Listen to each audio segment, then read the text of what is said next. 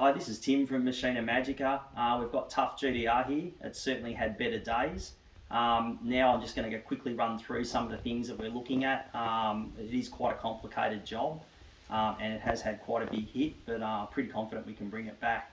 So I'll just go down and highlight some of the things that we've found on it. Firstly in here we've got what's pretty common is bridging in the epoxy, and it just trapped the water underneath. So this isn't damage, it's just rusted out and it's going to have to be replaced. So we'll make a new section for all in there.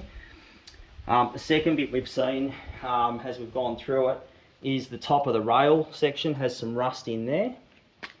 So through that section. We've been treating the metal as we've gone. So you'll notice that a lot of the brown rust that was already there has now started to disappear, and we've been treating it slowly daily. So all of this section was all rusted up and it's now starting to come back to where we have some good clean metal underneath. Thankfully that the major accident hasn't impacted this front section. The major hit's been towards the back and concentrated up high, which is good. So the next section we've got, so up until about this point on the car, we're still pretty good, and this section back, we're not so great. So this is what we call direct damage. Direct damage being where the major hit is, and we understand it was a tree and the car would have been spinning at the time, so it's hooked on the tree and continued to rotate. So that's actually not a bad thing, it's a good thing. It's concentrated a lot of the damage up high and hasn't pushed it in as far as it could go. So that's all our direct damage there. If you have a look here, it's transferred some of the indirect damage. You'll notice that in this section around where I'm highlighting now, just in through there, you'll notice that there's a big depression, and that's transferred some of that hit across, and that same has happened down in this section here, so up to about that point there. We've also got another hit that's separate to that at the back here, which is not a really bad one. Should be able to not affect the way the quarter is at this back section, but there is some transference that we've noticed from where it's turned it. It's trying to turn the car at the top half, and the bottom half's there. It's rotated the car. So if you look down here, you can notice that this section here has gone up, and you'll notice that this section here has also gone up. So these are indirect damage that's caused by that direct damage, and it's just rotated the body a little bit up top. So there's the next section. So the line of rotation goes up through here, and it's transferred through, you can see, into this section here.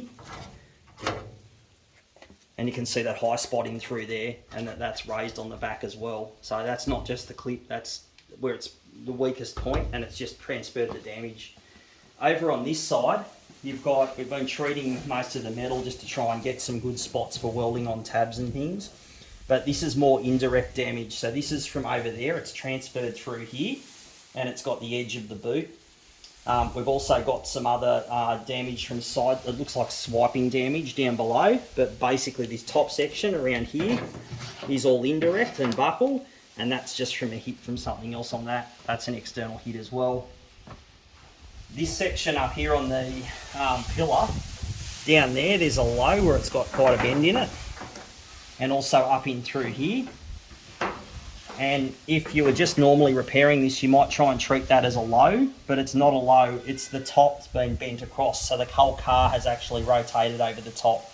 So this section here is out, and we'll see down here on the pinch welds, you'll see where the seams split up inside in this section there, and you'll see where there's a rise up in here as well, in between there, so just on that point. Some of the other things that are going on with the car is down low, it's had some swiping damage as well. So that's gone in, it's hit it probably on this part just here. So that'll all be replaced. We've also had some lifting, I'd say this is transit damage underneath here, just where the rocker's been hit. The next part is we've got this, I'll show you on the inside.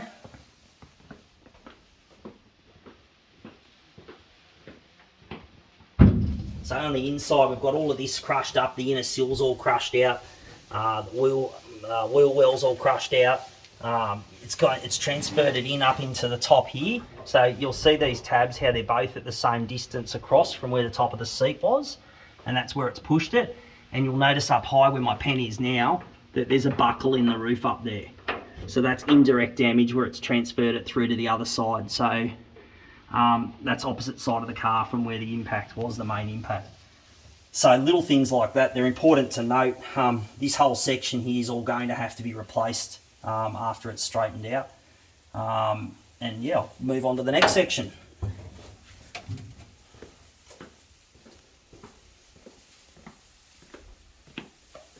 So all of this rust that was all through here has all been treated, and we're continuing to treat it to pull it back so that we've got some decent metal underneath.